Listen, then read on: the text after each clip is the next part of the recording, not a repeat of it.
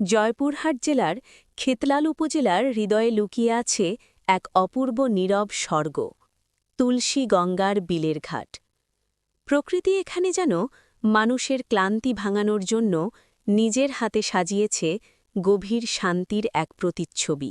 সকাল হলে বিলের ওপর হালকা কুয়াশা চাদরের মতো ভেসে থাকে। দূরে কৃষকেরা কাস্তে কাঁধে নিয়ে মাঠের পথে হাঁটে, আর জিলে মানুষ ছিপ বর্ষে নিয়ে নদীর ধারে বসে দিনের রোজগারের অপেক্ষায়। তুলসীগঙ্গার জলে সূর্যের আলো পড়তেই জল চিকচিক করে ওঠে, মনে হয় প্রকৃতি সোলালি রঙে নিজের চিত্র আঁকছে। বিলের ঘাটের ধারে দাঁড়িয়ে আছে শতবর্ষী এক পুরনো বটগাছ।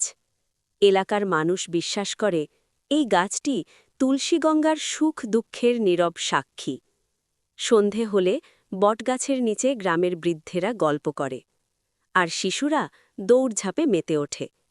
তাদের হাসির শব্দ ভেসে যায় নদীর স্রোতে, যেন নদীও আনন্দে নেচে ওঠে। বর্ষাকালে তুলসীগঙ্গা হয়ে ওঠে জীবনের অফুরন্ত উৎস।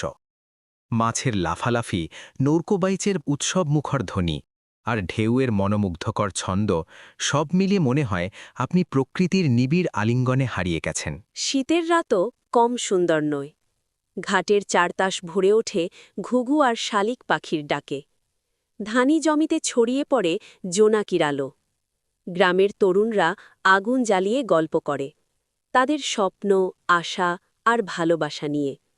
সেই রাতগুলো যেন জীবনের সবচেয়ে মধুর মুহূর্ত। তুলসীগঙ্গা বিলের ঘাট শুধু একটি জায়গা নয়, এটি মানুষের স্মৃতি, ভালোবাসা আর শান্তির আশ্রয়।